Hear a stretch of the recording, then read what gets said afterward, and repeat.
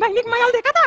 तोर ना सोय कीरा परे तोर मुंह मा जान ने कहा मोर माल ऊपर ते मोर माल ऊपर डाका डाले शरम नहीं से तो तोला शरम नहीं से तोर आंखें फूटे रोगी ओ जुमरू तोर आंखें फूटे बन जा मोर माल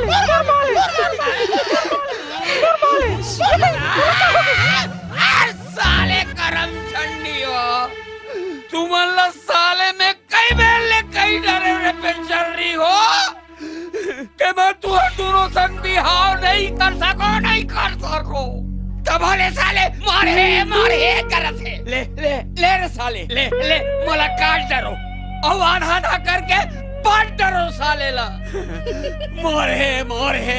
अरे मैं बिहाव नहीं कर सको फिर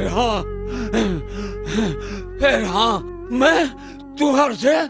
जिंदगी भर प्रेम करत रहूं और तुहर खर्चा ला मैं उठाऊं हाँ हम मनता ही चाहता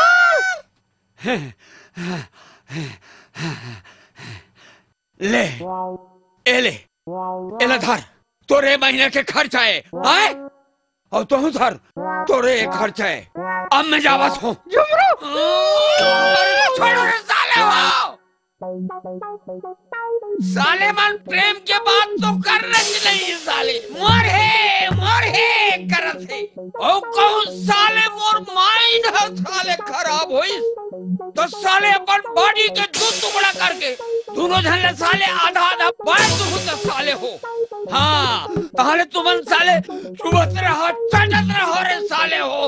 साले धोंधो मन मोर दिमाग के सत्यानाश कर दी साले ला हाँ को करो रे साले ला